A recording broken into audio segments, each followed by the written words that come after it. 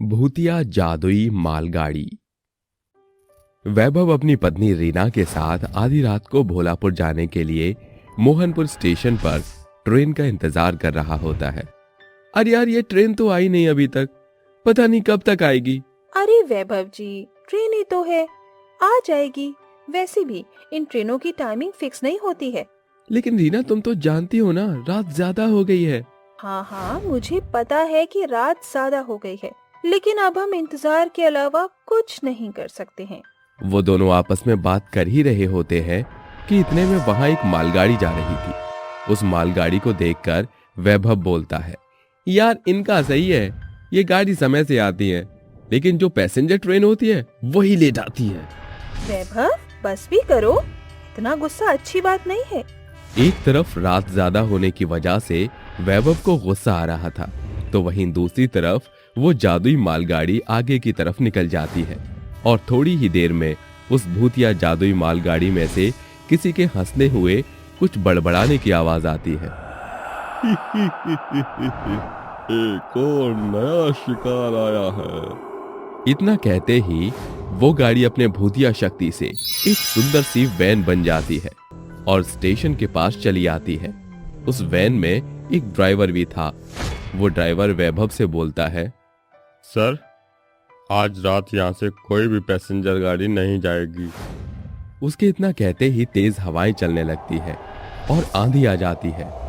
Sir, मौसम भी बहुत खराब हो रहा है, आप मेरी वैन में बैठ जाओ, मैं आपको आपकी जगह पर छोड़ दूंगा। रीना और वैभव कुछ नहीं बोलते, मानो वो दोनों कुछ देर के लिए उस ड्राइवर की आवाज से सम्मोहित हो गए थे। दोनों उस गाड़ी में बैठ जाते हैं। तभी ड्राइवर उनको जंगल के रास्ते ले जाने लगा कि तभी उस जंगल के रास्ते में उन्हें एक झटका लगता है और रीना का सम्मोहन टूट जाता है। रीना उससे बोलती है, भैया, तुम हमें कहाँ पर लेकर जा रहे हो? वैभव जी, देखो, हमें तो अपने गांव जाना था ना, ये ड्राइवर हम दोनों को कहाँ लेकर जा रहा है? रीना बेचारी अपनी पति को बोलती रहती है, लेकिन वैभव उसको कोई भी जवाब नहीं देता। वहीं दूसरी तरफ वैन के शीशे में उस ड्राइवर की आंखें रीना देख लेती है और बहुत ही डर जाती है। डरते हुए वो ड्राइवर से बोलती है, तुम्हारी आंखें लाल कैसे हो रही हैं? जैसे ही रीना उससे ये सवाल करती है, वैसे ही वो ड्राइवर अपनी मुंडी पीछे कर लेता है और भूतिया रूप में आ जाता है। जैसे ही वो अपने असली रूप में आता है, वैसे ही वो वैन भी एक जादुई भूतिया मालगाड़ी बन जाती है। ये सब देखकर रीना बहुत डर जाती है और हाथ जोड़कर अपने पति और खुद की जान की भीख मांगने लगती है। लेकिन कहते हैं, भूत किसी पर भी तरस नहीं दिखाते, उनको तो सिर्फ अपने शिकार से मतलब होता है। वैसे रीना और वैभव के ऊपर भी भूतों ने कोई रहम नहीं किया और उनको मार देते हैं और उन्हें मार कर खा जाते हैं। ऐसे ही दिन गुजरते जाते हैं और लोगों की मौत होती जाती है। लोगों के मन में अब उस भूत का खौफ बैठ गया था। दिन के समय तो मोहनपुर स्टेशन पर सब यात्रा करते थे, लेकिन शाम के 6 बजते ही लोगों का वहां से आना जाना बिल्कुल बंद हो जाता था। एक रात विष्णु नाम का लड़का रात के 8 बजे अपनी तांत्रिक विद्या सीख कर घर की ओर जा रहा था कि तभी उसकी नजर उस स्टेशन की तरफ जाती है और विष्णु खुद से बोलता है, इस स्टेशन के बारे में बहुत सुना है, एक बार इस स्टेशन का राज पता लगाना ही होगा। आखिर इस स्टेशन पर है क्या?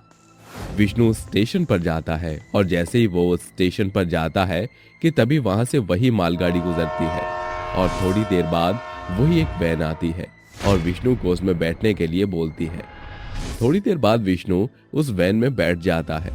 वो वैन एक बार फिर जंगल के रास्ते जाती है और उसमें ड्राइवर अपना चेहरा पीछे की ओर मोड़ लेता है। उसकी मुंडी घूमी हुई देखकर विष्णु उससे बोलता है, मुझे पता था तू यही करेगा, तो यहाँ सबको अपनी वैन में बैठाकर मारने के लिए लाता है, आखिर तू ऐसा क्यों करता है? कि ये बात सुनकर वो भूत बहुत तेज चिल्लाता है।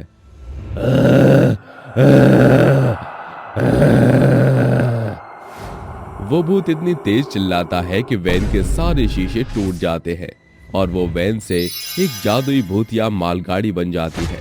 वो भूत अचानक हवा में उड़ जाता है और गुस्से में गुर्राने लगता है। उसको गुर्राते हुए देख विष्णु उससे बोलता है, तू मुझे सब कुछ सच बता दे, गुर्राने का कोई फायदा नहीं है, क्योंकि अगर तूने सच नहीं बताया तो मैं तेरी इस मालगाड़ी को और तुझे भस्म कर दूंगा। इतना कहते ही विष्णु अपने बैग से माता रानी का सिंदूर निकालता है और उसके ऊपर फेंक देता है। भूत दर्द में करहाने लगता है और उसको बोलता है, बताता हूँ, दर्द हो रहा है, तूने क्या डाल दिया है? अब बता जल्दी वरना भस्म कर दूंगा तुझे। बताता हूँ। मोहनपुर गांव में भोला, राजन, भीमा, हीरालाल सभी एक मजदूर थे। वो सभी इस मालगाड़ी में काम करते और जो थोड़े पैसे मिलते सब मिलजुल कर खुशी से रहते थे।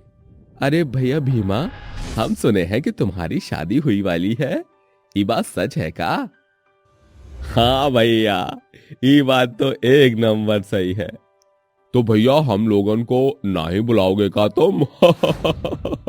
कैसी बात करा तो भैया, हम अपने बड़े भैया लोगों को नहीं बुलावेंगे तो केका बुलाएंगे?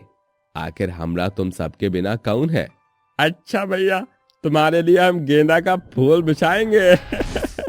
वो सब बात ही कर रहे होते हैं कि इतने में वहां उनका मालिक आ जाता है और उनसे बोलता है, तुम सब ऐसे ही गप्पे मारते रहोगे या फिर कोई काम भी करोगे? मालिक की ये बात सुनकर सभी पैसों की मांग करने लगते हैं। तो उनकी ये बात सुनकर मालिक बोलता है, तुम सब काम नहीं करते हो इसलिए तुम सबको पैसे नहीं मिलेंगे, समझे? वो सभी मजदूर पैसे की जिद करने लगे और ये देखकर मालिक को गुस्सा आ जाता है और वो कुछ गुंडों को पैसे देता है और उस मालगाड़ी में आग लगवा देता है। आग लगने की वजह से वहां के सभी मजदूर जिंदा जलकर मर जाते हैं। इन इंसानों ने हमारे साथ बहुत बुरा किया। आखिर हमने तो अपनी मजदूरी के पैसे ही मांगे थे और इसने हमारे साथ क्या किया? मैं मार दिया। तब से हम लोगों ने इंसानों को मारना शुरू कर दिया है। मानता हूं तुम्हारे साथ गलत हुआ है, पर तुम यूं इस तरह लोगों को नहीं मार सकते हो। चलो जाओ इस दुनिया से और अपनी दुनिया में खुश रहो। नहीं, हम नहीं जाएंगे। इतना कहते ही भूत बहुत तेज तेज चिल्लाने लगता है। उसकी चीख इतनी तेज होती है कि उसकी आवाज सुनकर पास वाले गांव के लोग वहां आ जाते हैं और ये सब देखने लगते हैं। भूत हवा में उड़ जाता है और उसके साथ साथ और मजदूर भूत वो भी अब विष्णु के सामने आ जाते हैं। ये देखकर विष्णु सोच में पड़ जाता है, इतने सारे भूत, मैं कैसे इन सब का खात्मा करूं? उन भूतों का खात्मा करने का समाधान ढूंढने के लिए वो अपने गुरु का ध्यान करने लगा और अपनी सिद्धि शक्तियों से विष्णु अपने गुरुजी से बात करता है। अपने गुरुजी को सब कुछ बता देता है। उसके गुरुजी उसको बताते हैं, बेटा इनकी शक्तियां इस जादुई भूतिया मालगाड़ी में है। तुम इनकी मालगाड़ी में गंगा जल छिड़क दो, उसके बाद वो मालगाड़ी अपने आप जल जाएगी और उनके साथ साथ सारे भूत भी जलकर भस्म हो जाएंगे। इतना कहते ही विष्णु अपनी आंखें खोलता है और जैसा उसके गुरुजी ने बताया था वैसा ही करता है। विष्णु जैसे ही उस गाड़ी में गंगा जल डालता है वैसे ही उसमें आग लग जाती है। उस मालगाड़ी के साथ साथ वहां के सभी भूत जलकर मर जाते हैं। ये सब गांव वाले एक किनारे होकर देख रहे होते हैं और वो सब अब सुकून भरी सांस लेते हैं और सब खुशी से रहने लगते हैं।